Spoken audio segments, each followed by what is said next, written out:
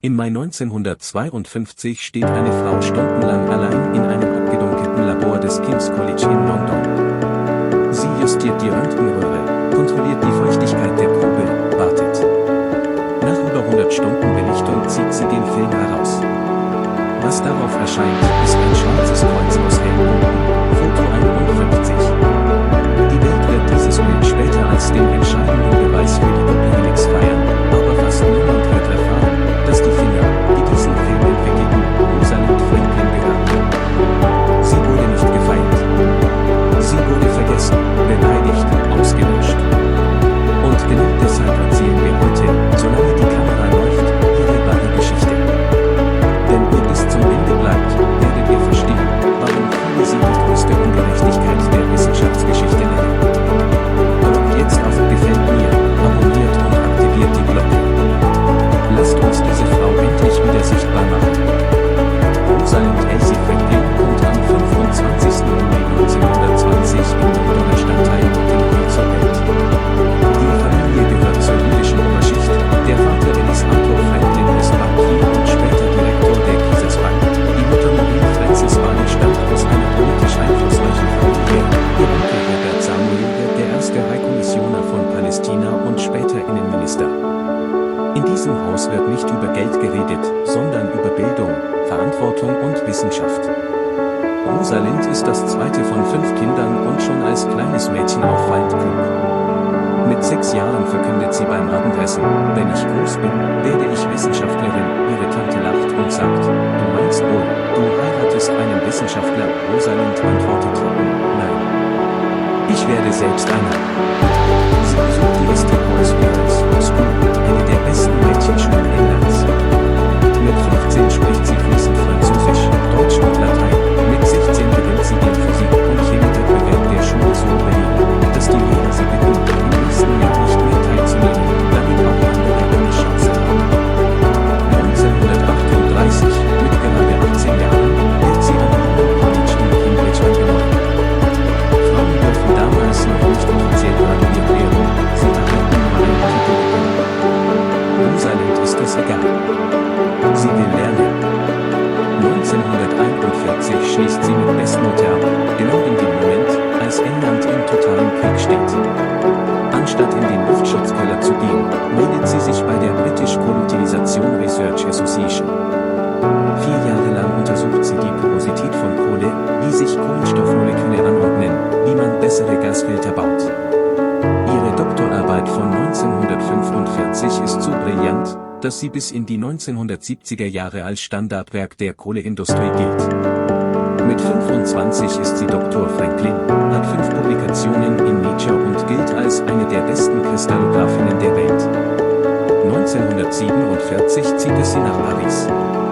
Im Laboratoire Central des Services Physiques der ELTA arbeitet sie mit Jacques Mérin, einem der Väter der modernen Röntgenbomben. Hier wird sie zur absoluten Meisterin der Technik. Die Franzosen nennen sie zärtlich La Madame Rayons-X. Sie lernt, wie man amorphe und kristalline Substanzen unterscheidet, wie man aus Wolkensmustern dreidimensionale Strukturen rekonstruiert. Und sie lebt. Sie fährt jeden Winter Ski in Chamonix, klettert im Sommer auf 4000er, spricht perfektes Französisch mit leicht britischem Akzent und tanzt bis in die Morgenstunden. Freunde sagen später, in Paris war Rosalind endlich sie selbst. 1950 erhielt sie ein Angebot, das sie nicht ablehnen kann. John Wendell, Leiter des biophysikalischen Labors am King's College, bietet ihr ein 3-jähriges Stipendium an, um die Struktur der DNA mit Röntgenröhren zu klären. Sie sagt ja, ohne zu ahnen, dass sie damit in eine der giftigsten Arbeitsambientes der Wissenschaftsgeschichte gerät. Am King's College herrschen noch viktorianische Regeln. Frauen und Männer haben getrennte Eingänge, getrennte Teeküchen, getrennte Kantinen. Maurice Wilkins, der stellvertretende Laborleiter, ist gerade aus den USA zurück und glaubt, Rosalind sei seine neue Assistentin. Rendell hat ihm nie klar gemacht, dass sie unabhängig arbeiten wird. Das Missverständnis wird nie aufgeklärt. Wilkins spricht monatelang kaum mit ihr, nennt sie intern The Dark Lady und behandelt sie wie eine Untergebene. Rosalind reagiert, wie sie immer reagiert, sie ignoriert ihn und arbeitet noch härter. Sie entwickelt eine neue Feuchtigkeitskammer,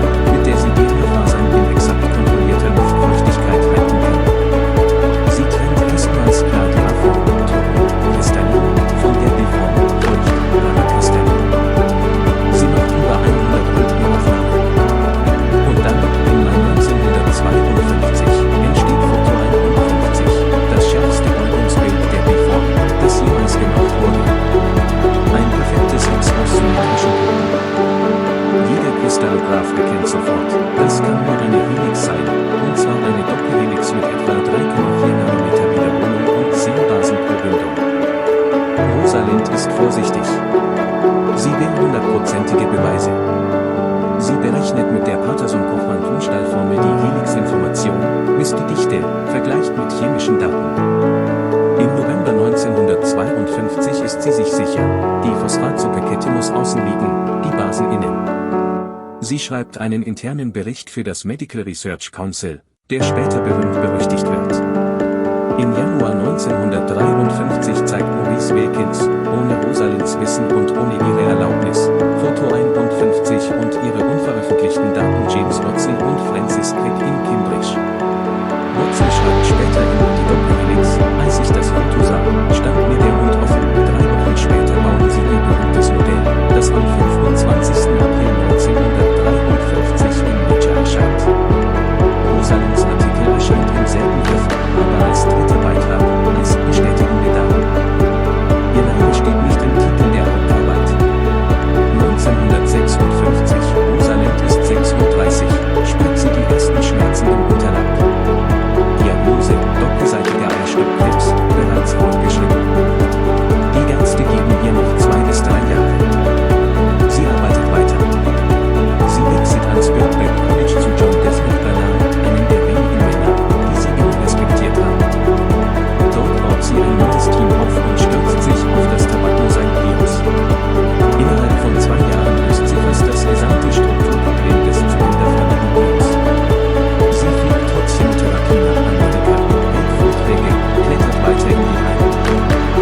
Freunde sehen sie manchmal mit einer Perücke, die sie hasst, aber sie lacht und sagt, wenigstens muss ich mir keine Gedanken mehr um Frisuren machen. Am 16. April 1958 stirbt Rosalind Franklin im Alter von nur 37 Jahren. Sie wird auf dem jüdischen Friedhof in Williston beerdigt. Watson, Crick und Wilkins kommen nicht zur Beerdigung. 4 Jahre später, 1962, erhalten die 3 Männer den Nobelpreis für Physiologie oder Medizin. Tote können nicht nominiert werden. Ihr Name wird im Nobelvortrag nur ein einziges Mal erwähnt, nebenbei. Erst in den 1970er Jahren, als Watson sein Buch Die Doppelhelix veröffentlicht und Rosalind darin als Rosi, die Bösart Diskutierenden, karikiert, beginnt der Widerstand. Ihre Freundin Anne Seiler schreibt 1975 die Biografie Rosalind Franklin in DNA, die alles verändert. Plötzlich singen die Leute die Briefe, die Fotos, die Labortagebücher. Plötzlich wird klar, ohne Foto 51, ohne ihre Daten, ohne ihre kristallographische Präzision hätte es nie ein Modell gegeben. Heute trägt das neue Gebäude des King's College ihren Namen. Ein Marskrater heißt Franklin. Ein Asteroid heißt 9241 Osranklin. Die Europäische Kommission vergibt den Rosalind Franklin-Prize für herausragende Wissenschaftlerinnen. Die Obermission zur Mars 2020 sollte ursprünglich Rosalind Franklin heißen, wurde dann aus politischen Gründen umbenannt, aber die Bohranlage an Bord trägt noch immer ihren Namen. In neuen Schulbüchern steht endlich, Foto 51 wurde von Rosalind Franklin aufgenommen. Sie hat uns gezeigt, dass die größten Entdeckungen manchmal von denen gemacht werden,